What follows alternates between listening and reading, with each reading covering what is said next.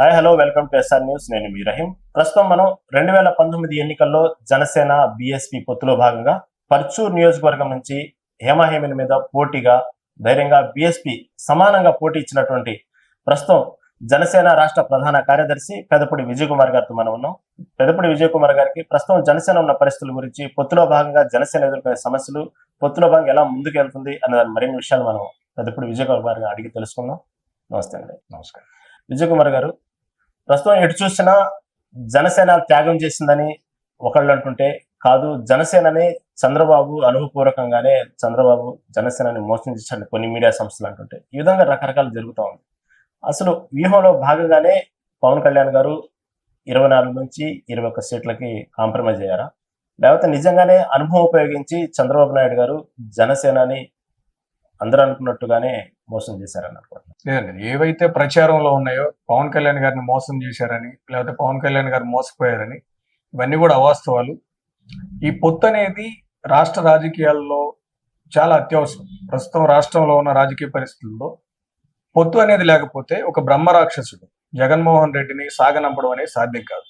దీనికోసం పవన్ కళ్యాణ్ గారు ఒక పెద్దన్న పాత్ర పోషించారు. ఇక్కడ తెలుగుదేశం పార్టీ, భారతీయ జనతా పార్టీ, జనసేన పార్టీల మధ్య పొత్తు ఏర్పడడం కోసం ఆయన ముందుండి నాయకత్వం వహించారు. కాబట్టి నాయకత్వం వహించిన వాళ్ళు ఎప్పుడు కూడా తగ్గి ఉండాలి. పవన్ కళ్యాణ్ గారు ఎప్పుడు చెప్తా ఉంటారు, రాష్ట్ర భవిష్యత్తు కోసం మనం తగ్గినా పర్వాలేదు, రాష్ట్ర భవిష్యత్తు మనకు ప్రధానం. ఈ క్రమంలోనే ఆయన వ్యూహంలో భాగంగా జగన్మోహన్ రెడ్డి లాంటి ఒక దుర్మార్గమైన పాలకుల్ని సాగనంపే క్రమంలో మాత్రమే ఈ పొత్తు ఏర్పాటు చేసుకున్నారు. కానీ ఏదైతే ప్రజాబాహుల్యంలో వైఎస్ఆర్ కాంగ్రెస్ పార్టీ ప్రచారం చేస్తున్నట్టు పవన్ కళ్యాణ్ గారిని చంద్రబాబు నాయుడు గారు మోసం చేశారనో, లేకపోతే పవన్ కళ్యాణ్ గారు తగ్గి 21 సీట్లు తగ్గింది కారణం ఏంటంటే రాష్ట్ర భవిష్యత్తు కోసం పొత్తు ఏర్పడడానికి ఆయన ప్రధాన పాత్ర పోషించారు. కాబట్టి అన్ని పార్టీల మధ్య షేర్ చేసుకునే క్రమంలో పెద్దన్న పాత్ర పోషించిన వాడిగా, నాయకత్వం వహించిన వాడిగా ఈయన సాధారణంగానే ఆయన తక్కువ తీసుకోవాల్సి వచ్చింది. అంటే పొత్తులో భాగంగానే 21 సీట్లు తీసుకున్నారు. అసలు పొత్తు అనేది లేకుండా జనసేన ఒంటరి పోరాటం చేస్తే 21 సీట్లు నించోవటం అనేది పెద్ద విషయం కాదు. కానీ 21 సీట్ల కోసమే ఇంత త్యాగం చేయాల్సిన అవసరమా? పవన్ కళ్యాణ్కి ఎక్కడైతే చరిష్మా, ఎక్కడైతే పవన్ కళ్యాణ్కి బాగా ఇమేజ్, బాగా ఫాలోయింగ్ ఉందో, కార్యకర్తలు ఎక్కడైతే క్షేత్రస్థాయిలో బలం ఉన్న తూర్పుగోదావరి, పశ్చిమ గోదావరి జిల్లాలో కేవలం అటు నుంచొని తన యొక్క శక్తిని నిరూపించుకోవచ్చు కదా. ఈ కేవలం 21 సీట్లకి ఎందుకు కాంప్రమైజ్ అవ్వాల్సి వచ్చింది అంటారు? ఒంటరిగా పోటీ చేసినప్పుడు ఎన్ని గెలుస్తాము, ఎంత బలం ఉందనేది ప్రతి పార్టీ దగ్గర తన బలాబలాలకు సంబంధించిన అంచనాలు ఉన్నాయి. అంటే ఎక్కడైతే బలబలాలు ఉన్నాయో దానికి కదా చూజ్ చేసుకుని 21 స్థానాలు తీసుకుంది. ఆ బలబలాలు ఉన్నప్పుడు పొత్తు అవసరం ఉంది. ఆ బలబలాలు అతనికి ఐడియా ఉంది కదా పవన్ కళ్యాణ్ గారికి, అక్కడే తీసుకోవచ్చు కదా, పొత్తుతో అవసరమే ఉంది. ఇప్పుడు ఎక్కడైతే గోదావరి జిల్లాల్లో, తూర్పు పశ్చిమ గోదావరి జిల్లాల్లో ఎక్కడైతే బలం ఉందని అనుకుంటున్నారో అక్కడ కాన్సన్ట్రేట్ చేసి పవన్ కళ్యాణ్ గతం నుంచి పనిచేస్తా ఉన్నారు. ఆ ప్రాంతం నుంచి ఎక్కువగా సీట్లు తెచ్చుకోవాలని కూడా ఆయన ప్రణాళికలు రచించుకున్నారు. ఇప్పుడు తీసుకున్న సీట్లు కూడా మెజారిటీ సీట్లు అక్కడి నుంచే పోటీ జరుగుతుంది. సో ఎన్ని సీట్లు తీసుకున్నాం అనే దగ్గర ఇక్కడ ఆయన ఏమంటారంటే సంఖ్య కాదు ఇక్కడ ఇంపార్టెంట్, మనకి కీలకమైన పాత్ర పోషిస్తున్నావా లేదా. రాష్ట్ర రాజకీయాల్లో ఏర్పడినప్పటి నుంచి, పార్టీ స్థాపించినప్పటి నుంచి, తర్వాత పొత్తు ఏర్పడటంలో, రేపు ప్రభుత్వంలో కూడా ఒక కీలకమైన పాత్ర పోషించే స్థాయికి ఈరోజు జనసేన పార్టీ వచ్చింది. 10 ఏళ్ల నుంచి, దాదాపు ఒక దశాబ్ద కాలం నుంచి జనసేన కష్టపడ్డటువంటి పోతిన మహేష్, బొలిశెట్టి సత్యనారాయణ, ఇంకా కొంతమంది పేర్లు ఎక్స్ట్రా బాగా చూసుకుంటే గట్టిగా 10 మంది ఉన్నారు దశాబ్ద కాలంగా జనసేన కష్టం. చివరికి అలాంటి వాళ్ళు కూడా సీట్లు త్యాగం చేస్తే వాళ్ళకున్న వయసు రీత్యా కానీ, వాళ్ళు దశాబ్దంగా కష్టపడ్డది ఉంది కానీ, వాళ్ళు ఎలా అయితే వాళ్ళ క్షేత్రస్థాయిలో వాళ్ళ ఫాలోవర్స్ ఇన్నాళ్ళు చేసుకుంటూ వచ్చింది కానీ, మళ్ళీ ఇంకా నెక్స్ట్ 5 years తర్వాత కదా ఎన్నికలు, అప్పటికి వాళ్ళు పొజిషన్ అయింది. వాళ్ళు ఇన్నాళ్ళు త్యాగం అని కాదు, పార్టీ కోసం కష్టపడ్డారు. అలాంటి వాళ్ళు కూడా త్యాగం చేయాల్సిన పరిస్థితి వచ్చినప్పుడు వాళ్ళకి ఏం సమాధానం ఇచ్చుకుంటారు? ఇప్పటికీ కొంతమంది వాళ్ళలోంచి కొంతమంది అప్పుడే నిరసన గళం మెల్లిమెల్లిగా వినిపిస్తా ఉన్నారు. అది ఎంతవరకు కరెక్ట్ అంటారు? ప్రజాసేవ కోసం రాజకీయాల్లోకి వచ్చిన వాళ్ళకి ఎమ్మెల్యే, ఎంపీలు మాత్రమే పదవులు కాదండి. ఎమ్మెల్యే, ఎంపీలతో పాటు బోల్డ్ అన్ని పదవులు ఉంటాయి, బోల్డ్ అన్ని అవకాశాలు. పదవులు అనే దానికన్నా అవకాశాలు ఉంటాయి ప్రజలకు సేవ చేయడం కోసం. ఇప్పుడు ఎమ్మెల్సీ రూపంలో వాళ్ళు శాసనసభల్లోకి శాసన మండలిలోకి అడుగు పెట్టవచ్చు, శాసన నిర్మాణంలో భాగం కావచ్చు. అనేక నామినేటెడ్ పదవులు ఉన్నాయి, వాటి ద్వారా ప్రజలకు సేవలు అందించవచ్చు. త్యాగం అంటే ఇప్పుడు పూర్తిగా త్యాగం చేయట్లేదు, కేవలం ఎమ్మెల్యే. ఇప్పుడు 10 సంవత్సరాల నుంచి దశాబ్ద కాలం పాటు పనిచేసిన వాళ్ళని ఎవరిని కూడా పవన్ కళ్యాణ్ గారు వదిలిపెట్టే పరిస్థితి ఉండదు. ఆయన అనేక మార్లు చెప్పారు, పార్టీ కోసం కష్టపడిన ప్రతి ఒక్కరికి కూడా న్యాయం చేస్తాము. 21 సీట్లు అకామిడేట్ చేయడానికి అనేక సర్వేలు చేయించుకోవడం ద్వారా కానీ, ఎవరైతే ఖచ్చితంగా ఆయన చెప్తున్నారు 98% నిన్న మళ్ళీ తాజాగా చెప్పారు 100% స్ట్రైకింగ్ రేట్ ఉండాలి, మనం పోటీ చేసిన 21 సీట్లు 21 గెలవాలి. సో ఈ అంచనాల ప్రకారం కొన్ని ప్రాంతాల వరకు నాయకులు ఉన్నారు, కానీ ఆ ప్రాంతాల నుంచి మనం కొన్ని సీట్లు త్యాగం చేయాల్సి వచ్చింది అన్నమాట వాస్తవం. అంత మాత్రాన వాళ్ళ రాజకీయ జీవితం మొత్తం త్యాగం చేసినట్టేం కాదు. రాబోయే రోజుల్లో ఖచ్చితంగా వారికి సముచిత స్థానం కల్పించబడుతుంది. పవన్ కళ్యాణ్ గారు వారు చేసిన ప్రతి పార్టీకి కానీ ప్రజలకు కానీ వాళ్ళు చేసిన సేవల్ని గుర్తుంచుకుంటారు, తగినంతగా వాళ్ళ గౌరవాన్ని కల్పిస్తారు. ఇప్పుడు తీసుకుంటే మొట్టమొదటిసారిగా పవన్ కళ్యాణ్ గారు భీమవరం నుంచి పోటీ చేస్తారని కొన్నాడు, తిరుపతి నుంచి పోటీ చేస్తారు, తర్వాత పిఠాపురం నిన్నటి దాదాపు కన్ఫర్మ్ అయిపోయింది. పిఠాపురం అనేది స్వయంగా ఆయనే చెప్పారు. ఇన్ని స్థానాలు చెప్పుకుంటూ చివరికి చెప్తుంది ఏంటంటే, ఎక్కడైతే పవన్ కళ్యాణ్ ఇన్నాళ్ళు వెయిట్ చేసి అందరి ప్రకటిస్తున్నప్పుడు కూడా తన సొంతంగా తన పార్టీ అధినాయకుడే ఉండి తన పార్టీ చేతిలో ఉండి సీటు ప్రకటించుకోవడానికి ఇంత భయపడ్డారు, ఇంత ఆలోచించారంటే, ఎక్కడైతే ముందుగానే తన సీటు ప్రకటిస్తే ఆ ప్రాంతంలో జగన్ అనే వ్యక్తి ఫైనాన్షియల్ గా అక్కడ మొత్తాన్ని ఒక డామినేట్ చేస్తారు, అతను గెలవనీయకుండా చేస్తారు. అందుకే అతని సీట్ అంత గోప్యంగా ఉంచి ఇంకా చివరి పరిస్థితిలో పిఠాపురం అనౌన్స్ చేశారు అన్నారు. నిజంగా పవన్ కళ్యాణ్ అంత భయపడుతున్నారా జగన్? పవన్ కళ్యాణ్ భయపడుతున్నారు అనేది కేవలం అది అంటే ప్రతిపక్షాలు కావాలని ఆయన పేరు చేసేందుకు ఒక రకమైన ఆరోపణ. Pawan Kalyan he's a true leader అండి, నిజమైన నాయకుడు. ఇప్పుడు ఆయన పేరు మొట్టమొదటి అనౌన్స్ చేసుకుంటే నాయకుడు ఏం చేస్తారంటే ముందు ఆయన వెనుకున్నటువంటి నాయకుల్ని నాయక శ్రేణిని నడిపించాలి. ఎవరెవరికి టికెట్లు ఇస్తున్నాం, ఏ ప్రాంతాల్లో ఇస్తున్నాం చెప్పిన తర్వాత చివరిలో ఆల్మోస్ట్ చివరికి వచ్చిన తర్వాత ఆయన పేరు చెప్పుకున్నారు. అది నిజమైన నాయకుడి యొక్క లక్షణాలు. అది ముందు వాళ్ళ నాయకుల్లో కాన్ఫిడెన్స్ నింపిన తర్వాత వాళ్ళందరికీ సీట్లు కేటాయించిన తర్వాత ఈయన ప్రకటించుకున్నారు. సరే, ఆయన ఎక్కడ పోటీ చేస్తారు ఏంటనేది ఇప్పుడు సాధారణంగా ప్రతి పార్టీకి ప్రతి నాయకుడికి అధినేతకి కొన్ని వ్యూహాలు ఉంటాయి. ఎవరైతే శత్రువులు ఉన్నారో వాళ్ళకి చిక్కకుండా ఖచ్చితంగా వారికి సంబంధించిన వ్యూహాలు వాళ్ళు వేసుకుంటారు. జగన్మోహన్ రెడ్డి పవన్ కళ్యాణ్ గారు ఎక్కడైతే పోటీ చేస్తే అక్కడ 100 కోట్ల రూపాయలు ఖర్చు పెట్టి ఆయన ఏదో ఒక విధంగా శాసనసభలోకి అడుగు పెట్టకుండా చూడాలని చెప్పి ప్రయత్నిస్తున్నమాట వాస్తవం. గతంలో కూడా చేశారు పవన్ కళ్యాణ్ గారు పోటీ చేసిన 2 చోట్ల. సో ఆ క్రమంలో మా వ్యూహాలు, జనసేన పార్టీ వ్యూహాలు, పవన్ కళ్యాణ్ గారి వ్యూహాలు వీటిలో భాగంగానే ఆయన అనౌన్స్ చేసిన విధానం కానీ, తర్వాత నేను ముందు చెప్పినట్టు ఈజ్ అ ట్రూ లీడర్. ఆయన నాయకుల్లో ఆయన క్యాడర్ లో ఒక కాన్ఫిడెన్స్ నింపిన తర్వాత ఆయన గురించి ఆయన ఆలోచిస్తారు. ఆయన గురించి ఆయన ఇమీడియట్ గా చెప్పేసుకునే అంత ఇమీడియట్ సెల్ఫిష్ పొలిటికల్ లీడర్ కాదు పవన్ కళ్యాణ్. ఇప్పుడు ప్రస్తుతం పిఠాపురం వైసీపీ తరపున వంగా గీత గారు ఒకప్పుడు మెగాస్టార్ చిరంజీవి గారు పెట్టిన భిక్ష అంటూ పవన్ కళ్యాణ్ పోటీ నుంచి తప్పు అంటూ, ఒకవేళ ఉన్నా కూడా సరైన పోటీ ఇవ్వకుండా ఉండాలన్నట్టు ఇలా రకరకాలుగా జనసేన నుంచి ట్రోల్స్ నడుస్తున్నాయి. యాక్చువల్గా జనసేన కార్యకర్తలు కానీ, జనసేన వీర మహిళలు కానీ, ఏదైనా సరే జనసేన సంబంధించి మా పవన్ కళ్యాణ్ మనస్తత్వాలు ఎలా ఉంటాయో అలాగే ఒక టీంని తయారు చేసుకున్నారు. ఆయన ఫాలో కార్యకర్తలు అలాగే ఉంటారు. ఇది కరెక్ట్ అంటారా? ఈ విధంగా వంగా గీత గారిని ట్రోల్ చేసి మీరు చిరంజీవి పెట్టిన భిక్ష అంటాం, సరైన పోటీ ఉండకుంటాం, ఇది ఎంతవరకు కరెక్ట్ కాదండి వాస్తవానికి. అంటే ఎవరైతే చేస్తున్నారో వాస్తవానికి జనసేన పార్టీకి సంబంధించిన వాళ్ళు చేస్తున్నారనే మాట నేను ఏకీభవించను. ఎందుకంటే పవన్ కళ్యాణ్ గారు ప్రజాస్వామికంగా ప్రతి నాయకుడిని ప్రజాస్వామ్యంలో ఎవరైనా పోటీ చేయొచ్చు, ఎక్కడి నుంచైనా పోటీ చేయొచ్చు. ఎవరిని ఎన్నుకోవాలనేది పూర్తిగా ప్రజల చేతుల్లో ఉంటుంది. ప్రజలు వాళ్ళ ఓటుని వైస్ గా యూజ్ చేసుకున్నప్పుడు ఎవరిని ఎన్నుకోవాలనేది వాళ్ళ యొక్క సొంత అధికారం అనమాట. సో ఎవరైతే ట్రోల్ చేస్తున్నారో అది సరైన విధానం కాదు. జనసేనకు సంబంధించిన వాళ్ళు ట్రోల్ చేస్తున్నారా, లేకపోతే వైఎస్ఆర్ కాంగ్రెస్ పార్టీకి సంబంధించిన వాళ్ళ సొంత సోషల్ మీడియా వర్గం ట్రోల్ చేస్తుందా జనసేన పేరు మీద అనేది ఒకసారి ప్రజలు గమనించాలి ఎవరు చేస్తున్నారు. ఇప్పుడు గీతాంజలి తెనాలి ఆ ఘర్షణలు కూడా నిన్నటి వరకు టీడీపీ జనసేన సంబంధించిన వాళ్ళు ట్రోల్స్ చేయడం వల్లే మానసికంగా కుంగిపోయి ఆత్మహత్య చేసుకుంది అనేది బయట నడుస్తుంది. నిన్న అరెస్ట్ చేశారు దాంట్లో ప్రధాన సుధరుడు. ఈ రోజు చూస్తే జనసేన సంబంధించిన టీంలో కూడా ఒక అతను కామెంట్ చేశారు, అతను కూడా అరెస్ట్ చేయబోతున్నారు అంటూ వార్తలు వస్తున్నాయి. ఇంతవరకు దానికి సంబంధించి ఎందుకు పార్టీ ఖండించలేకపోతుంది జనసేన కానీ టీడీపీ కానీ? అంటే ఖండించట్లేదు అంటే ఎవరైనా సరే దాన్ని ఎవరు పొగడరు, లేదా దాన్ని ఎవరు శభాషలా చేయమని చెప్పరు. కాకపోతే సరైనటువంటి రీతిలో ఎంతైతే వాళ్ళ మీద రూమర్ వచ్చిందో దానికి ధీటుగా దానికి సమానంగా ఎందుకు చేయలేకపోతుంది పార్టీ? ఇప్పుడు జరుగుతున్నటువంటి పర్యవసానాలు గీతాంజలి ఆ ప్రమాదవశాత్తు మృతి చెందిన తర్వాత, ప్రమాదవశాత్తు అనాలా లేకపోతే ఇప్పుడు ఆవిడ చనిపోయిన ఆ ప్లేస్ లో ఎవరో నెట్టేసి వెళ్ళిపోయారు అనేది కూడా మనకి రికార్డింగ్స్ లో వినిపిస్తా ఉంది. అది హత్య ఇంటెన్షనల్ గా మర్డర్ చేశారా అమ్మాయిని, లేకపోతే తను యాక్సిడెంటల్ గా చనిపోయింది అనేది ఇంకా మనకి తేలలేదు.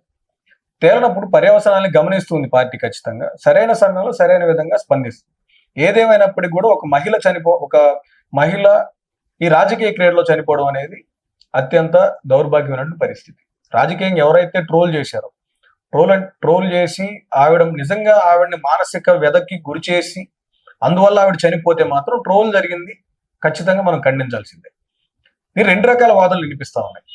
తెలుగుదేశం జనసేన నుంచి దీనికి సంబంధించి వైసీపీ వాళ్ళు ఆవిడని ఏ విధంగా వేధించింది, వైసీపీ వాళ్ళే ఆవిడ్ని మట్టుబెట్టడానికి ప్రయత్నించారని ఒక వాదన, వైసీపీ వాళ్ళ నుంచి అలాగే ప్రతిపక్షాల మీద ఒక రకమైన వాదన, జనసేన టీడీపీ వాళ్ళు ట్రోల్ చేయడం వల్లే ఆవిడ మనస్తాపానికి గురై చనిపోయారని. ఇంకొక వాదన ఏంటంటే కుటుంబంలో కూడా కొన్ని అంతర్గత కలహాలు ఉన్నాయి వాళ్ళకి, భర్తకి ఆమెకి మధ్యలో. ఇవన్నీ వినిపిస్తున్న సందర్భంలో మనం ఈ సమయంలో స్పందించడం అనేది కన్ఫ్యూజ్ చేసినట్టు ఉంటుంది.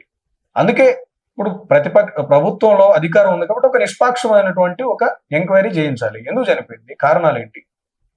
అంత హ్యాపీగా మీడియా ముందుకు వచ్చి నాకు ఎల్లపట్ట వచ్చిందని చెప్పిన అమ్మాయి ఇమీడియట్ గా ఎందుకు చనిపోయింది? సరైన ఎంక్వైరీ చేయకుండా ప్రభుత్వం 20 లక్షల రూపాయల చెక్ ఎందుకు ఇచ్చి వచ్చింది? గతంలో అనేక మరణాలు సంభవించాయి రాష్ట్రంలో, ఎక్కడ కూడా ఇంత కూల్ గా ప్రభుత్వం స్పందించలేదు. అక్కడ అడావుడు చేశారు, 10 లక్షలు ఇస్తా ఉన్నారు, 5 లక్షలు ఇస్తా ఉన్నారు, బేరవాడిన పరిస్థితులు ఉన్నాయి. ఉదాహరణ గుంటూరులో అనూష అనే అమ్మాయి చనిపోయినప్పుడు, రమ్య అనే అమ్మాయి చనిపోయినప్పుడు 5 లక్షలు 10 లక్షలు అని బేరం పెట్టిన పరిస్థితులు ఉన్నాయి. మరి ఇక్కడ ప్రభుత్వం మీద విమర్శలు వస్తున్న పరిస్థితుల్లో ఆ విమర్శలు చల్లార్చడం కోసం 20 లక్షల రూపాయలు ఎక్స్గ్రేషియా ఇచ్చి వచ్చారు. దీన్ని బట్టి అర్థం చేసుకోవచ్చు తప్పు ఎక్కడ ఉంది, ఎక్కడ జరిగింది. ప్రభుత్వం గనక నిజంగా చిత్తశుద్ధి ఉంటే ఆ విషయంలో నిష్పాక్షపాతమైన ఎంక్వైరీ జరిపించాలి. ఇటీవల చూసుకున్నట్టయితే దగ్గర ప్రాంతంలో మేదరమెట్లలో సిద్ధం సభ అనేది ఒకటి జరిగింది. సిద్ధం సభ అనేది చివరి సభ వైసీపీకి. చాలా మందిని జన సమీకరణ చేశారు, చాలా భారీ సక్సెస్ అయింది, చాలా లక్షల్లో జనాలు వచ్చారు అంటూ విజువల్స్, డ్రోన్ విజువల్స్ కానివ్వండి. తర్వాత మీటింగ్ అయిపోయిన తర్వాత ట్రాఫిక్ జామ్ అయిన తీరుని కూడా విజువల్స్ చాలా వైసీపీ సోషల్ మీడియా కానివ్వండి, మీడియా కానివ్వండి బాగా ప్రచారం చేశారు. అదే సమయంలో మీరు పర్సనల్గా మీడియా సమావేశం పెట్టి సిద్ధం సభ అనేది అటర్ ఫ్లాప్, దానికి జనాలు పెద్దగా రాలేదు, కావాలని ఇలా చెప్తున్నారు, గ్రాఫిక్స్ డిజైన్ చేశారు అంటూ లోకేష్ చెప్పిన మాటను ఏకీభవిస్తూ కొన్ని మాట్లాడిన సందర్భం నేను చూశాను. సిద్ధం సభ అనేది అటర్ ఫ్లాప్. ఎందుకు ఫ్లాప్ అయిందంటే చెప్తాను. ఫ్లాప్ అంటే ఇప్పుడు ప్రజల్ని ఒక చోట ఒక 10 మందిని బలవంతంగా గుమ్మికొచ్చి మనం వాళ్ళకి ఇష్టం ఉన్నా లేకపోయినా మనం చెప్పినంత మాత్రం ఆ సభ విజయవంతం అయిందని అనుకోవడానికి అది ఇల్లాజికల్. అక్కడికి వచ్చిన ప్రజలు వాళ్ళు 15 లక్షలు అని చెప్పుకుంటున్నారు. ప్రత్యక్ష సాక్షులు చెప్తుంది ఏంటంటే అక్కడ చాలా తక్కువ మంది, 1 లక్ష 2 లక్షలు వచ్చి ఉంటారు. ముందే ఇప్పుడు ఏ రాజకీయ సభల్లో కూడా బహిరంగ సభల్లో చూడం గ్రీన్ మ్యాట్లు వేయడం. గ్రీన్ మ్యాట్లు సాధారణంగా మన మీడియా వాళ్ళు ఎక్కువ యూజ్ చేస్తూ ఉంటారు. ఏదైనా ఎడిటింగ్స్ చేసుకోవడానికి, లేకపోతే ఎఫెక్ట్స్ పెట్టుకోవడానికి వాళ్ళు యూజ్ చేస్తారు. గ్రీన్ మ్యాట్లు ఎందుకు వేశారు? పొలాల్లో బార్కేడింగ్ చేసి గ్రీన్ మ్యాట్లు వేసి, అంటే విఎఫ్ఎక్స్ ఎఫెక్ట్స్ తోటి లేనిపోని జనాలు మీరు తర్వాత విజువల్స్ లో కూడా చూడొచ్చు. ఇక్కడ ఉన్న సమూహం ఇంకో చోట మీకు ఆ విజువల్లోనే 4-5 చోట్ల కనిపిస్తుంది. కేవలం ఆ ప్రచార ఆర్భాటం కోసం చేసినటువంటి కార్యక్రమం. ఇంకొకటి చెప్తా, అంటే లాజికల్ గా ఆలోచిస్తే ఎవరు కూడా ఇంటెన్షనల్ గా ఆ సభకి వైఎస్ఆర్ కాంగ్రెస్ మీద ప్రేమతోటో లేకపోతే జగన్మోహన్ రెడ్డి పరిపాలన నచ్చి ఆయన అభినందించాలనో అక్కడికి వెళ్ళిన వాళ్ళు కాదు. డ్వాక్రా మహిళల పేరుతోటి, అంగన్వాడీల పేరుతోటి, పథకాలు తీసుకున్నారన్న పేరుతోటి, పింఛన్దారులు అన్న పేరుతోటి, రకరకాల పేర్లతోటి బలవంతంగా బస్సుల్లో కుక్కి అక్కడ తీసుకొచ్చిన వాళ్ళు ఈ చుట్టుపక్కల ఉన్న జిల్లాల నుంచి, నియోజకవర్గాల నుంచి. నిజంగా వారికి ఇష్టం ఉండి కూర్చొని విన్నారా, కేరింతలు కొట్టారా? అది నిజమైతే మనం ఆ సభ సక్సెస్ అవ్వచ్చు అనుకోవచ్చు. ఏ వర్గానికి జగన్మోహన్ రెడ్డి మేలు చేశాడని, ఎవరికి మేలు చేయకుండా అందరినీ కూడా సర్వనాశనం చేసి, ఉద్యోగాలు లేవు, ఉపాధి లేదు, అభివృద్ధి లేదు, రైతుల్ని సర్వనాశనం చేశాడు.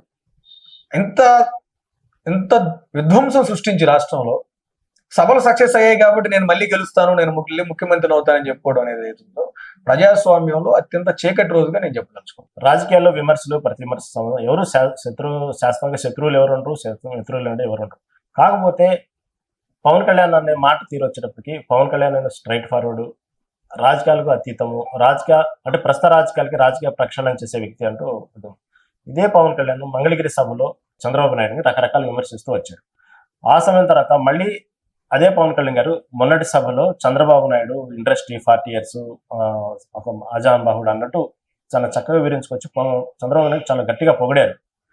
అలాంటి సమయంలో వస్తున్న విమర్శల్ని మీ పార్టీ ఏ విధంగా సమాధానం చెప్తుంది? ఎలా ప్యాచ్ వర్క్ ఎలా చేసుకుంటారు? దానికి ప్యాచ్ వర్క్ చేయాల్సిన అవసరం పవన్ కళ్యాణ్ గారే చెప్పారు. మీడియా నుంచి వస్తున్న విమర్శలు, మీడియా నుంచి కానీ మీడియా ముఖంగా ప్రజల నుంచి, పౌర సమాజం నుంచి వచ్చిన విమర్శలకు ఆయనే సమాధానం చెప్పారు. గతంలో చంద్రబాబు నాయుడు గారు అధికారంలో ఉన్నప్పుడు విమర్శించిన మాట వాస్తవం. అనేక సందర్భాల్లో ఇప్పుడు అమరావతి క్యాపిటల్ ఇష్యూలో కానీ మన బంగారం మంచిదైతే కదా అన్నట్టు లోకేష్ మీద చాలా ఘాటుగానే విమర్శించిన మాట వాస్తవం. ఆయనే సమాధానం చెప్పిన పరిస్థితుల్లో ఒక బ్రహ్మరాక్షసుని కోల్దోయాలంటే ఖచ్చితంగా పొత్తులు అనివార్యమైనప్పుడు 3 రాజకీయ పార్టీలు ఉన్నాయి. ఖచ్చితంగా వారితో తెలుగుదేశం పార్టీతో కలవడం అనేది అనివార్యంగా పవన్ కళ్యాణ్ గారు భావించారు. వారు చేసిన తప్పులు ఏవైతే ఉన్నాయో వాటికి నేను కాంప్రమైజ్ కావట్లేదని కూడా చెప్పారు ఆయన. వారు ఏదైతే విమర్శించానో ఆ పాయింట్ మీద నేను ఇప్పటికీ ఉన్నాను. ఇప్పుడు అమరావతి విషయంలో చెప్పారు ఆయన, రేపు ప్రభుత్వం మారితే మీరు ఈ రోజు ఇన్ని వేల ఎకరాలు ఇస్తున్నారు, ప్రభుత్వం మారితే మీ పరిస్థితి ఏంది, ఇవ్వద్దని చెప్పి అప్పుడే చెప్పారు. ఇప్పుడు కూడా అదే వాయిస్ ఉంది పవన్ కళ్యాణ్ గారి దగ్గర. మీ పార్టీ అధినాయకుడు మనలాగా మనిషే కదా, మామూలుగా ఏదైతే ఆయన తప్పొప్పులోనే సహజంగా చేస్తుంటారు. తప్పొప్పులు అంటే మాటలో కానివ్వండి, ఇది కానీ కొన్ని తప్పొప్పులు జరుగుతుంటాయి. కానీ పవన్ కళ్యాణ్ గారు చెప్పిందే శాసనం అనేది ఉండదు కదా మీ పార్టీలో, సహజం కొన్ని ఉంటాయి కదా.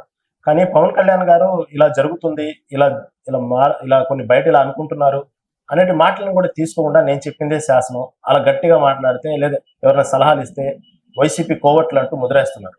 అంటే ఇవ్వకూడదా, మీ అధినాయకుడు సలహాలు ఇవ్వకూడదా? సలహాలు ఇవ్వకూడదని అనలేదు.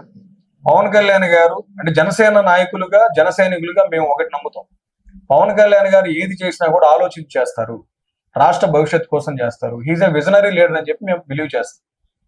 మాకు సలహాలు ఇచ్చే వాళ్ళందరూ కూడా ఎవరు కూడా జనసేన పార్టీ కోసం కష్టపడి చెమట వచ్చి పనిచేసిన వాళ్ళు కాదు. బయట నుంచి ఉచిత సలహాలు వస్తూ ఉంటాయి. అటువంటి వాళ్ళని పవన్ కళ్యాణ్ గారు అన్నారు, మీరు ఉచిత సలహాలు ఇవ్వద్దు, 10 సంవత్సరాల నుంచి పార్టీని కష్టపడి నిర్మించుకొని నడిపించడానికి చాలా కష్టపడుతున్నాం, మా శ్రమను మీరు తక్కువ అంచనా వేయొద్దు, ఊరికే సలహాలు ఇస్తూ కూర్చోవద్దు, ఏం చేయాలో ఈ పార్టీ నిర్మిస్తున్న వాళ్ళగా మాకు తెలుసు అని చెప్పి ఆయన చెప్తున్నారు. పిఎస్సి సమావేశాలు జరుగుతాయి, విస్తృత స్థాయి సమావేశాలు జరుగుతాయి, ఆ క్రమంలో అనేక చర్చలు జరుగుతాయి. పవన్ కళ్యాణ్ గారే చెప్తారు దాని మీద అభిప్రాయాలు తెలియజేయమని.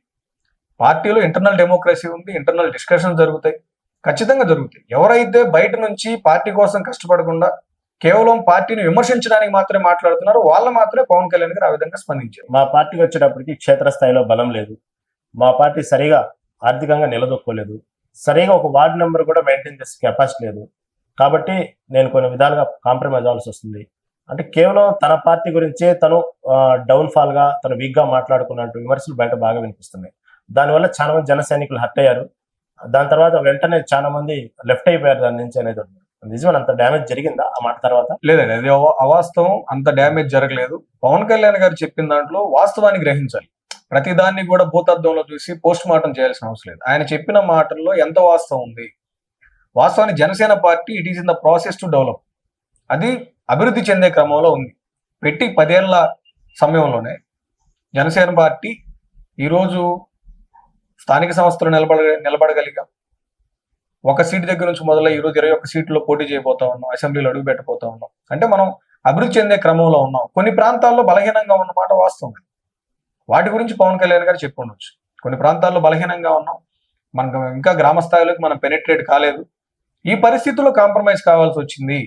ఒకవేళ నిజంగా మనకి బూత్ స్థాయి వరకు అన్ని ప్రాంతాల్లో మనకు బలం ఉన్నట్లయితే ఖచ్చితంగా మనం ఇంకా ఎక్కువ సీట్లు డిమాండ్ చేసేవాళ్ళం అని చెప్పి ఖచ్చితంగా అంటే ప్రాక్టికల్ గా పవన్ కళ్యాణ్ గారు మాట్లాడారు. ఇంపాక్టికల్ గా పవన్ కళ్యాణ్ గారు ఇల్యూజన్స్ లో ఒక పార్టీ అధ్యక్షులు మాట్లాడకూడదు. ఎందుకంటే బయట నుంచి చూసేటువంటి రాజకీయ విమర్శకులు కానీ, విశ్లేషకులు కానీ ఖచ్చితంగా అబ్జర్వ్ చేస్తూ ఉంటారు. వాస్తవాలకు అనుగుణంగా పవన్ కళ్యాణ్ గారు మాట్లాడారని నేను అనుకుంటున్నాను. జనసేన సైనికులు పవన్ కళ్యాణ్ గారిని సీఎం గా చూడాలనుకుంటుంటారు. ఇంకా పవన్ కళ్యాణ్ గారిని సీఎం గా చూడాలంటే ఇంకొక 5 ఏళ్ళు వెయిట్ చేయాల్సిందేనా? చెప్పలేమండి, అవసరం ఉంది. 5 ఏళ్ళు వెయిట్ చేయాల్సిన పరిస్థితి ఉండొచ్చు, ఉండకపోవచ్చు. ఎందుకంటే ఒక పక్క టీడీపీలో నుంచే స్వయాన లోకేష్ అన్నారు మా నాన్నగారు సీఎం అని. చూస్తుంటే 21 సీట్లు లేదు, ఏదైనా మొత్తం మీద ఒక పవర్ లాగా నిలబడి చేయాలి, 21 సీట్లు గెలిచినా కూడా 21 సీట్లు కీలకం అవుతాయి అనేటువంటి వాతావరణం కూడా అడలేదు. బీజేపీ సపోర్ట్ ఉంది. ఇంకా 5 ఏళ్ళు వెయిట్ చేయాల్సిందే. అంటే ఈ ముఖ్యమంత్రి ఎవరవుతారు, ఎలాంటి పరిస్థితులు ఉంటాయి అనేది ఖచ్చితంగా ఎన్నికల తర్వాత పోస్ట్ పోల్ మనం డిస్కస్ చేసుకోవాల్సిన అంశం. అది ముఖ్యమంత్రి పలానా అని చెప్పి కూడా కూటమి నుంచి ఎవరిని కూడా ఇంతవరకు ప్రకటించిన పరిస్థితి మనకైతే లేదు. పోస్ట్ పోల్ తర్వాత ఉన్నటువంటి పరిస్థితులు, రాజకీయ పరిస్థితులకు అనుగుణంగా ఆ రోజు ముఖ్యమంత్రిని legislative parties, concern legislative parties ఎన్నుకోవడం జరుగుతుంది. ఇవి ఎన్నికల తర్వాత మాట్లాడుకోవాల్సినటువంటి అంశం. మేమైతే పవన్ కళ్యాణ్ గారు ముఖ్యమంత్రి అవ్వాలని చెప్పి జనసేన పార్టీ నాయకులు కానీ, కార్యకర్తలు కానీ చాలా బలంగా కోరుకుంటున్నమాట వాస్తవం. సరే, ఎంత తొందరగా జరిగితే అంత సంతోషపడతారు. కానీ ఒకవేళ వెయిట్ చేయాల్సి వస్తే దానికి కూడా జన సైనికులు సిద్ధంగా ఉన్నారు. నిజంగానే ముద్రగడ పద్మనాభంకి అధినాయకుడు హక్ చేశారా? ముద్రగడ పద్మనాభం గారిని జనసేన పార్టీకి సంబంధించిన నాయకులు కలవడం వాస్తవం. మా తాడేపల్లిగూడెం ఇన్ఛార్జి బొలిశెట్టి శ్రీనివాస్ గారు వెళ్ళి కలిశారు. పార్టీలోకి ఆహ్వానించమన్నారు కళ్యాణ్ గారు అని చెప్పారు. వారు కూడా పార్టీలో త్వరలో చేరబోతున్నారని ఆయన కూడా నిర్ణయం తీసుకున్నారు. పవన్ కళ్యాణ్ గారు వస్తేనే జనసేన పార్టీకి వెళ్తాను, లేకపోతే నాకు అగౌరవం అని ఫీల్ అయ్యే ముద్రగడ పద్మనాభం గారు పెద్ద మనసుతో ఇంకో విషయం కూడా ఆయన ఆలోచించాలి. జగన్మోహన్ రెడ్డి గారు వెళ్ళి పద్మనాభం గారిని ఏం ఆహ్వానించలేదు. ఆ పార్టీకి సంబంధించిన ఎంపీలు మిథున్ రెడ్డి గారు వాళ్ళు వెళ్ళి ఆహ్వానించారు. వాళ్ళు వచ్చి ఆహ్వానిస్తే లేని ఇబ్బంది, పవన్ కళ్యాణ్ గారు రాలేదన్నప్పుడు ఎందుకు మీకు ఇబ్బంది వచ్చింది, వారే ఆలోచించాలి. కేవలం జనసేన పార్టీని కులంలో ఏ విధంగా చీలికలు తెచ్చి జనసేన పార్టీని బలహీనపరచాలని చూస్తున్న పరిస్థితి పద్మనాభం గారికి అర్థం కావట్లేదు. అంత సీనియర్ లీడర్కి అర్థం కావట్లేదని అయితే నేను అనుకోవట్లేదు. కేవలం పవన్ కళ్యాణ్ గారిని బలహీనపరచడానికి జగన్మోహన్ రెడ్డి ఆడుతున్న క్రీడలో వీళ్ళని పావులు అవుతున్నారు. పావులు కావద్దు. పవన్ కళ్యాణ్ గారు రాష్ట్ర భవిష్యత్తు. ఆయన ముఖ్యమంత్రిని చేసుకుంటే అన్ని వర్గాలు బాగుపడతాయి. దానికోసం ఇలాంటి సీనియర్ నాయకులు ఖచ్చితంగా కలిసి రావాల్సిన పరిస్థితి. హరిరామ్ జోగి గారు ఉన్నారు, ఆరోగ్యరీత్యా వయసు రీత్యా కానీ ఆరోగ్యం బాగుండదు. అనేక సార్లు పవన్ కళ్యాణ్ గారిని కలవటం జరిగింది. హరిరామ్ జోగి గారికి సలహా కావాలి, హరిరామ జోగి లాంటి వ్యక్తులు కాపు వ్యక్తులకు చాలా అవసరం అంటూ కూడా స్టేట్మెంట్ ఇచ్చిన సందర్భాలు ఉన్నాయి పవన్ కళ్యాణ్ స్వయంగానే. కానీ ఎందుకు హరిరామ జోగి సలహాలు ఎందుకు తీసుకోలేదు? చివరికి హరిరామ జోగి లేఖాస్త్రాలు వదలటం, తర్వాత వాళ్ళ అబ్బాయి వైసీపీలో జాయిన్ అవుతుంటాం, కాదు నేను చచ్చే వరకు జనసేనలో ఉంటా అంటాం. అసలు ఎవరైతే పవన్ కళ్యాణ్కి బలం అంటే హరిరామ్ జోగా ముద్రగడ పద్మనాభం బలం అని కాదు, ఎవరైతే కాపు వర్గాలు బలం అని ఇన్నాళ్ళుగా ఉన్నారో ఆశలు అతను పెట్టుకొని బయట వేరే పొత్తు పార్టీ పెట్టుకొని, కానీ ఎక్కువగా వాళ్ళతోనే ఎక్కువ సమస్యలు ఎందుకు వస్తున్నాయి? సాధారణంగా వాళ్ళ ఎక్స్పెక్టేషన్స్ పవన్ కళ్యాణ్ గారు రీచ్ అవ్వట్లేదు అనే పాయింట్ దగ్గర వీళ్ళ పాయింట్ ఆఫ్ అబ్జెక్షన్ అనేది ఉంటా వస్తుంది. హరిరామ్ జోగి గారు లేఖల్లో పవన్ కళ్యాణ్ గారు మీరు ఇలాగే ఉండాలి, ఈ విధంగానే మీరు సీట్లు అడగాలి, అన్ని సీట్లు అడగాలి, పలానా చోట సీట్లు అడగాలని చెప్పి ఆయన ఒక డైరెక్ట్ చేసే విధంగా ఆయన సలహాలు ఇస్తూ డైరెక్ట్ చేస్తూ కూడా ఆయన లేఖలు రాశారు. సో పవన్ కళ్యాణ్ గారు ప్రాక్టికల్ గా ఆలోచించినప్పుడు వారు ఇన్ని సీట్లు తీసుకోవాల్సి వస్తుంది అని చెప్పి వాళ్ళు అన్నప్పుడు ఒక విధమైన విమర్శలు వచ్చినాయి వాళ్ళ దగ్గర నుంచి. పవన్ కళ్యాణ్ గారు వారి సలహాలు తీసుకోలేదని మనం అనటానికి లేదు. బహుశా వాళ్ళు ఇచ్చినటువంటి సలహాలు ప్రస్తుతం ఉన్న రాజకీయ పరిస్థితులు అమలు పరిచేదానికి అనుకూలత లేదేమో అని కూడా అనుకోవచ్చు. సరే, హరిరామ్ జోగి గారు వాళ్ళ అబ్బాయి పిఏసీ మెంబర్ గా ఉన్నారు మా పార్టీలో. ఆయన వైఎస్ఆర్ కాంగ్రెస్ పార్టీలో చేరడానికి నాకు ఎలాంటి సంబంధం లేదని జోగి గారు కూడా చెప్పారు. నాకు సమాచారం లేదు ఆయన రాజకీయ నిర్ణయంలో, నేను జనసేన పార్టీతోటే ఉంటాను, పవన్ కళ్యాణ్ గారితో ఉంటానని చెప్పి ఆయన చెప్పారు. ఇక అక్కడ కాంట్రవర్సీ కానీ లేకపోతే ఆయన్ని అవమానపరిచినట్టు కానీ ఎక్కడా లేదు. పవన్ కళ్యాణ్ గారు కూడా జోగి గారిని మీరు సలహాలు ఇవ్వద్దని కానీ ఆయన పెద్దరికాన్ని తక్కువ చేసినట్టు కానీ ఎక్కడ లేదు. ఆయన్ని పార్టీ ఆఫీస్ లో ఆయన గౌరవంగా కలిశారు, మాట్లాడారు ఆయన సంబంధించిన సంఘానికి సంబంధించిన ప్రతినిధులతోటి. అటువంటి గ్యాప్స్ లేవు. కానీ వారు ఇచ్చిన సలహాలు ఒక్కోసారి అమలు పరచడానికి అనుకూలతలు ఉంటాయి, ఉండకపోవచ్చు. ఒక పార్టీ అధినేతగా పవన్ కళ్యాణ్ గారికి ఉండేటువంటి ఇబ్బందులు ఉంటాయి కాబట్టి. సహజంగానే ఓపెన్ సీక్రెట్ ఏంటంటే బయట బీజేపీ అంటే ముఖ్యంగా ముస్లిం మైనార్టీ సంబంధించిన వర్గాలు కొంచెం ఇబ్బంది పడతా ఉంటారు. బీజేపీ పార్టీకి కానీ బీజేపీ పార్టీ తరఫున ఏదన్నా వచ్చినప్పుడు ఆ పార్టీతో పొత్తు పెట్టుకోవాలంటే మొన్నటి వరకు ముస్లిం మైనార్టీ కానీ ఎస్సీ వర్గాల ద్వారా ఏదన్నా ప్రాబ్లం ఉండిద్దామని కొన్ని బీజేపీతో పొత్తు పెట్టుకోవడానికి ఆలోచించాడు. అలాంటి సందర్భాల్లో జనసేన అధినాయకుడు చాలాసార్లు స్టేట్మెంట్ ఇచ్చారు, ఎవరు భయపడాల్సిన పని లేదు, ముస్లిం మైనార్టీ వర్గాలకి ఏదైనా ప్రాబ్లం వస్తే నేను ముందు ఉంటాను, కాబట్టి బీజేపీతో పొత్తు అనేది అసలు మీరు మైండ్లోకి తీసేయండి, అది బీజేపీతో ఎందుకు ఉంటున్నా అనేది నాకు తెలుసు అని చాలా సందర్భాల్లో కన్క్లూజన్ ఇచ్చుకున్నారు. ఓకే, అంతవరకు బాగానే ఉంది. కానీ ఎక్కడ కూడా తన 21 స్థానాల్లో ఎక్కడ ముస్లిం మైనార్టీకి సంబంధించిన ఒక వ్యక్తిని అభ్యర్థిగా ప్రకటించిన దాఖలు కనబట్టలేదు. ఇంకొన్ని మిగిలిన ఆయన కూడా కనబట్టలేదు. ఆయన న్యాయం చేయలేదు ముస్లిం మైనార్టీ 21 సీట్లో. మైనార్టీ నా సోదరులు అనేటువంటి నాయకుడు. అదేవిధంగా ఇటు చూస్తే పొత్తులో చంద్రబాబు నాయుడు తను ప్రకటించిన మొత్తం స్థానాల్లో ఒకే ఒక్క సీటు ముస్లిం మైనార్టీ ప్రకటించారు. సేమ్ అసెంబ్లీ తీసుకుంటే వైసీపీ ఇప్పటికీ 6 స్థానాల్లో ముస్లిం మైనార్టీ ప్రకటించారు. ఎవరు ముస్లిం మైనార్టీ పట్ల ఎవరు సద్భావంతున్నారు, ఎవరని మీ అభిప్రాయం? అంటే మనం సీట్లు ఖచ్చితంగా అది ఒక ప్రామాణికంగా తీసుకున్నప్పుడు సీట్లు ప్రకటించినంత మాత్రానే ముస్లిం మైనార్టీల పట్ల ప్రేమ ఉంది, వారి అభ్యున్నతి కోసం కష్టపడుతున్నారని చెప్పి అనుకునేదానికి అది ఒకటే ప్రాతిపదిక కాదు. పవన్ కళ్యాణ్ గారు గతంలో చెప్పిన మాట మళ్ళీ నేను చెప్పదలుచుకున్నాను. భారతీయ జనతా పార్టీతో పొత్తులో ఉన్నంత మాత్రాన ముస్లిమ్స్ కానీ తర్వాత మైనారిటీస్ లో ఉన్న క్రిస్టియన్స్ కానీ ఏదైనా ఇబ్బంది వస్తే నేను ముందుంటానని చెప్పి ఆయన చెప్పడం జరిగింది. పవన్ కళ్యాణ్ గారు మాట మీద నిలబడే వ్యక్తి. ఇంకా సీట్లు ప్రకటించాల్సింది మేము ఆశాభావం వ్యక్తం చేస్తా ఉన్నాం, రావాలి ఖచ్చితంగా మైనారిటీస్ నుంచి ఖచ్చితంగా అనేసి ఉన్నారు. మైనారిటీకి సంబంధించిన నాయకులు ఉన్నారు జనసేన పార్టీలో, చాలా బలంగా ఉన్నారు. రాష్ట్ర కమిటీ నీ నాయకుడే అన్నారు కదా, అంటే ఈ మైనారిటీస్ వర్గాలు కానీ ఎస్సీ వర్గాలు ఎవరైనా సరే వాళ్ళకు పథకాలు అనేవి ఇంపార్టెంట్ కాదు, వాళ్ళు కూడా చట్టసభల్లో వాళ్ళు ఉండాలి, వాళ్ళ సమస్యలు వాళ్ళే వినిపించాలి, అలా ఎదగాలి అన్నప్పుడు అవకాశం ఇస్తేనే కదా ఎదగాలి. అవకాశాలు లేకపోలేదు కంటే తర్వాత రాబోయే అవకాశాలు ఖచ్చితంగా పెద్దపేట వేసే అవకాశాలు ఉందని అనుకుంటున్నాను. ప్రస్తుతానికి అంటే పొత్తులో సీట్లు డిస్ట్రిబ్యూషన్ చేసుకునే క్రమంలో లాస్ట్ టైం భీమవరంలో వచ్చినప్పుడు జీరో పాలిటిక్స్ వల్లే దెబ్బతిన్నారు. లేకపోతే పవన్ కళ్యాణ్ గారు మంచి మెజార్టీతో గెలిచేవాళ్ళు. ఆ మాట మీద కట్టుబడి ఉండబట్టే భీమవరంలో స్థానం కోల్పోయారు అనేది ఒక టాక్ ఉంది. కాబట్టేనా మళ్ళీ మాట మార్చడం అనగాదు, కానీ ఎక్కడో కొంత సందిగ్ధంలో జీరో పాలిటిక్స్ కాదు, ఆర్థికంగా ఉండాలి, ఖర్చు పెట్టాలి, మాట మారింది. అసలు వెంటనే ఇక 5 ఏళ్లలో ఇంత మార్పు వచ్చిందా అంటూ అంబటి రాంబాబు లాంటి వ్యక్తి కూడా చాలాసార్లు స్టేట్మెంట్లు ఇవ్వడం జరిగింది. ఇది జీరో పాలిటిక్స్ మీద కానివ్వండి, చేగువేరా అంటూ ఇలాంటి ఎన్నో కామెంట్లు జరిగింది. నిజంగానే పవన్ కళ్యాణ్ గారు ఖర్చు పెట్టుకోవాల్సిందే, అభ్యర్థుల దగ్గర కోట్లు ఉండాల్సిందే అన్నారా? అది అవాస్తవం అండి. పవన్ కళ్యాణ్ గారు ఎప్పుడు అనలేదు ఇంత డబ్బులు ఉంటే నేను టికెట్ ఇస్తానని, కానీ ఇన్ని కోట్లు మీరు ఖర్చు పెట్టాలని కానీ ఆయన ఎప్పుడు అల్టిమేటం జారీ చేయలేదు. ఆయన అన్నమాట ఏంటంటే కనీసం మనతోటి పార్టీ కార్యక్రమాలకి ఈరోజు ఎలక్షన్ కమిషన్ ఇచ్చినటువంటి నిబంధనలకు అనుగుణంగా ఖర్చు పెట్టుకునేటువంటి సామర్థ్యం ఉంటే బాగుంటుంది. పార్టీ కార్యక్రమాల కోసం, ఎన్నికల కార్యక్రమాల్లో పనిచేసే వాళ్ళ కోసం వాళ్ళ కనీసం తిండి పెట్టే పరిస్థితి ఉండాలి, వాహనాలు పెట్టుకునే పరిస్థితి ఉండాలి. అలా ఖర్చు పెట్టాలి. జీరో బడ్జెట్ వాళ్ళు ఏంటంటే కొన్ని చోట్ల అసలు ఏమి ఖర్చు పెట్టకుండా ఉన్నారు. సో వాళ్ళని సంస్కరించడం కోసం ఆ మాట అన్నారే తప్పిస్తే ఆయన కోట్లాది రూపాయలు ఉంటేనే మనం రాజకీయాలు చేయగలుగుతాం, కోట్లాది రూపాయలు ఉన్న వాళ్ళకి నేను టికెట్లు ఇస్తానని చెప్పి ఆయన ఏ పరిస్థితుల్లో కూడా ఏ సిచ్యువేషన్ కూడా అన్నట్టు నాకైతే గుర్తులేదు. మీ సామాజిక వర్గం నుంచి మీరు పార్టీలో సాటిస్ఫాక్షన్ ఉన్నారా? మీకు సరైన సముచిత స్థానం ఉందని మీరు అనుకుంటున్నారు? ఖచ్చితంగా ఉందండి. ఇప్పుడు జనసేన పార్టీలో ఒక ఎస్సీ మాలకులానికి చెందిన వాడిగా ఒక ఈ 34 సంవత్సరాలు నేను జనరల్ సెక్రటరీ అయినప్పుడు నా వయసు 32 సంవత్సరాలు. ఆ వయసులో ఒక పార్టీ ప్రధాన కార్యదర్శిగా అపాయింట్ చేయడం అంటే సాధారణమైన విషయం కాదు. ఖచ్చితంగా పవన్ కళ్యాణ్ గారు వస్తే నా సొంత సామాజిక వర్గానికి మేలు జరుగుతుంది. ఆయన ఎప్పుడు చెప్తూ ఉంటారు, దామాషా ప్రకారం ఎవరు ఎంత ఉంటే వాళ్ళకి అంత కావాలి, ఖచ్చితంగా వాళ్ళకు కూడా ప్రాతినిధ్యం ఉండాలి, పెద్దన్న పాత్ర పోషించాలి. ఈ మాటలన్నీ కూడా ఖచ్చితంగా మాలో ఒక ఆశాభావం. ప్లాట్ఫామ్ ఇచ్చారా? సలహాలు అంటే మీ మాట వింటారా? సలహాలు ఖచ్చితంగా అడుగుతుంటారా? ఖచ్చితంగా. అంటే సహజంగానే ఈ రోజుల్లో పవన్ కళ్యాణ్ గారి పక్కన ఒక ఫోటో దిగితేనో, లేదా పవన్ కళ్యాణ్ పక్కన ఒక ఆటోగ్రాఫ్ తీసుకుంటేనో దాన్ని సెన్సేషనల్ గా సోషల్ మీడియాలో కానీ బయట చెప్పుకుంటూ దానికి ఇంకో 100 ఎసెన్స్ యాడ్ చేస్తూ ఉంటారు. కానీ చాలాసార్లు మీరు పవన్ కళ్యాణ్ గారితో స్వయంగా మాట్లాడడం, పవన్ కళ్యాణ్ గారే మీకు ఆ ఇంపార్టెన్స్ ఇవ్వడం మేము సోషల్ మీడియాలో చూస్తుంటాం. కానీ మీరు అంతగా ఎక్స్పోజ్ చేసుకోలేదా, లేకపోతే మిమ్మల్ని చేయలేదా మీడియా? ఎక్స్పోజ్ చేయాల్సిన అంటే మనం ఇక్కడ పవన్ కళ్యాణ్ గారితో కలిసి నడుస్తున్నటువంటి ప్రయాణం వేరండి. The objective of the journey is different. అంటే ఆ మానసిక స్థాయిని దాటిపోయాం మేము అనుకుంటున్నాం. అంటే కేవలం సామాజిక మాధ్యమాల్లో ప్రచారం చేసుకుంటేనే రాజకీయ నాయకులుగా మనుగడలో ఉంటాం అనే దానికి నేను భిన్నంగా వ్యవహరిస్తాను. పవన్ కళ్యాణ్ గారితో అనేక సందర్భాల్లో కలిసాం, అనేక సందర్భాల్లో ఆయనతో చర్చించడం జరిగింది. వాటన్నిటిని కూడా మీరు అన్నట్టు ఇప్పుడు ఎఫెక్ట్స్ పెట్టుకొని లేకపోతే సామాజిక మాధ్యమాల్లో తిప్పుకుంటేనే అవసరం లేదని నా అభిప్రాయం.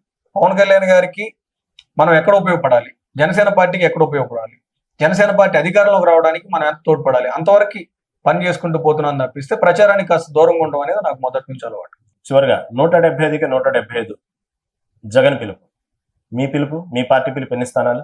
మా పార్టీ స్థానాలు hello AP, bye bye YCP. YSR Congress party విముక్త ఆంధ్రప్రదేశ్ లక్ష్యంగా జనసేన పార్టీ పనిచేస్తా ఉంది పొత్తులో భాగంగా. ఎందుకంటే వైఎస్ఆర్ కాంగ్రెస్ పార్టీ వల్ల రాష్ట్రం సర్వనాశనం అయిపోయింది, 3 దశాబ్దాలు వెనక్కి వెళ్ళిన పరిస్థితి ఉంది. ఆ పరిస్థితి మారాలంటే ఖచ్చితంగా వైఎస్ఆర్ కాంగ్రెస్ పార్టీ రాష్ట్ర రాజకీయాల్లో ఉండకూడదు. దానికి అనుగుణంగా అబ్సల్యూట్ మెజారిటీ సాధించేదానికి ఈ కూటమి పనిచేస్తుంది. మీ పొత్తు, మీ కూటమి, మీ పార్టీ, మీ నాయకుడు తీసుకున్న వ్యూహాలు, నిర్ణయాలు నిజంగానే ముందు సక్సెస్ కోరుకుంటూ okay, all the best. Thank you.